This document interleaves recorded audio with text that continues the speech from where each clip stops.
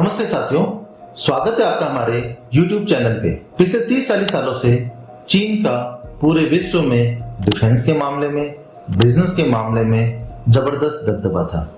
यहाँ तक कि अमेरिका व पश्चिमी देश भी इससे बहुत ज्यादा डरते थे।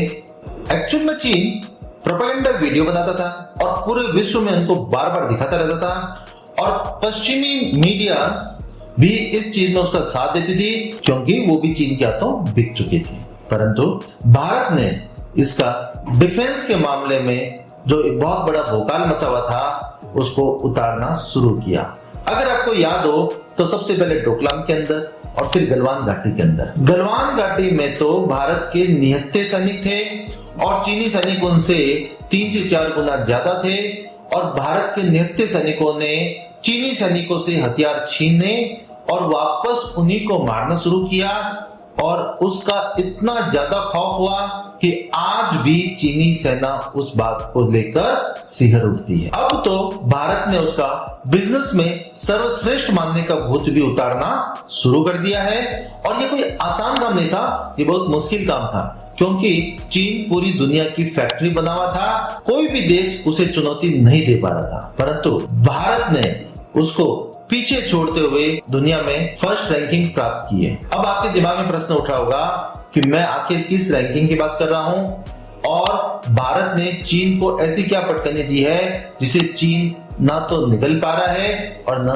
उगल पा रहा है। आगे बढ़ने से पहले दोस्तों चैनल को सब्सक्राइब जरूर कर लें क्योंकि हम लोग आपके लिए बहुत रिसर्च करके वीडियो बनाते हैं। दोस्तों चीन पूरे विश्व की फैक्ट्री बना हुआ था। आपके दिमाग में प्रश्न उठेगा कि ऐसा क्यों था? तो दोस्तों इसका कारण था कि चीन के अंदर मैन्युफैक्चरिंग कॉस्ट सबसे कम थी। मैन्युफैक्चरिंग कॉस्ट का मतलब होता है किसी भी चीज को बनाने की लागत। इसको जब कैलकुलेट किया जाता है तो इन सभी बातों का ध्यान रखा जाएगा कि उस देश के अंदर रॉ मटेरियल किस रेट पे अवेलेबल है, वहां पर पानी की रेट क्या है, वहां पे बिजली की रेट क्या है, वहां पे फैक्ट्री बिल्डिंग चीजों का किराया कितना है, वहां पे ट्रांसपोर्टेशन चार्ज क्या है, वहां पे लेबर की वेजेस कितनी है।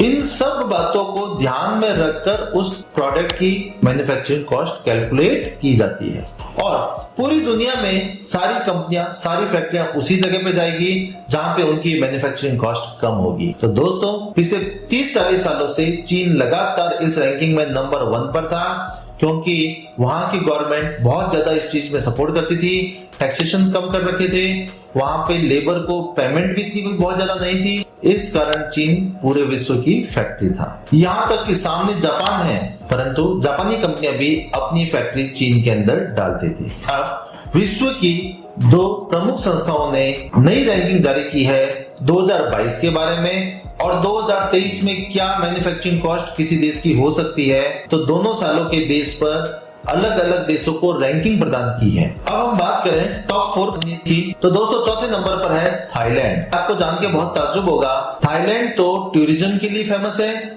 और थाईलैंड के अंदर कैसे मैन्युफैक्चरिंग कॉस्ट के मामले में चौथी रैंक हासिल की है। परंतु अच्छी बात यह है कि यहाँ पर बांग्लादेश हो सकता था, इंडोनेशिया हो सकता था, परंतु बांग्लादेश इंडोनेशिया का नहीं होना भारत के लिए ज्यादा अच्छा है क्योंकि लग रहा था कि जो चीन से निकल के कंपनियां आएगी उनको बांग्लादेश रोक सकता है। और तीसरे स्थान पर है दोस्तों वियतनाम, वही वियतनाम जिसने अमेरिका को और फिर चीन को भी हराया और लग रहा था जो भी कंपनियां चीन से निकलेगी वो उसके पास में ही जो वियतनाम है वहीं पर चली जाएगी और भारत तक शायद नहीं पहुंचे। परंतु वहां पर लेबर की कॉस्ट थोड़ी ज्यादा है। वियतनाम में रूस यूक्रेन युद्ध के कारण पेट्रोल के प्राइस ज्यादा हुए जिसके कारण उसकी ट्रांसपोर्टेशन कॉस्ट ज्यादा हुई, रॉ मटेरियल की कॉस्ट ज्यादा हुई और ओवरऑल कॉस्ट भी ज्यादा हुई और वहां पर लेबर को सैलरी भी ज्यादा है। इस कारण वो इस मामले में थोड़ा पिछड़ गया और तीसरे रैंक पर चला गया। और सेकंड नंबर पर दोस्तों चीन है जिसने लगातार पिछले 30-40 सालों से फर्स्ट रैंकिंग पर कब्जा किया हुआ था। अब वो सेकंड पे आ चुका है और फर्स्ट नंबर पे कोई और नहीं है, भारत है। और भारत में ये मैन्युफैक्चरिंग कॉस्ट इस कारण कम हुई है क्योंकि भारत ने रूस यूक्रेन युद्ध के दौरान भी पेट्रोल के प्राइस बढ़ने नहीं दिए जिससे ट्रांसपोर्टेशन कॉस्ट भी कम रही और ओवरऑल रॉ मटेरियल की कॉस्ट भी कम रही। साथ ही भारत के अंदर लेबर की भी वेजेज बहुत ज्यादा नहीं है। इस कारण भारत की ओवरऑल मैन्युफैक्चरिंग कॉस्ट कम हुई है और ये भारत के लिए बहुत अच्छा हुआ क्योंकि इससे आने वाले दिनों में पूरे विश्व की फैक्ट्रियां भारत में बनने लगेगी और इससे भारत को और भारत के नागरिकों को बहुत ज्यादा फायदा होने वाला है। अगर भारत को अगले कई सालों तक फर्स्ट रैंक पे रहना है तो भारत को अपनी इन कमियों को, जिसमें बात है भ्रष्टाचार, नौकरशाही, लाल फीताशाही, जातिवाद, दंगे, फसाद और चलते में ही कोई भी लेबर स्ट्राइक कर देती है, इन सभी कमियों को दूर करना पड़ेगा, तभी हम विश्व में नंबर 1 रह पाएंगे। मिलते हैं दोस्तों अगले वीडियो में। Thank you for watching this video.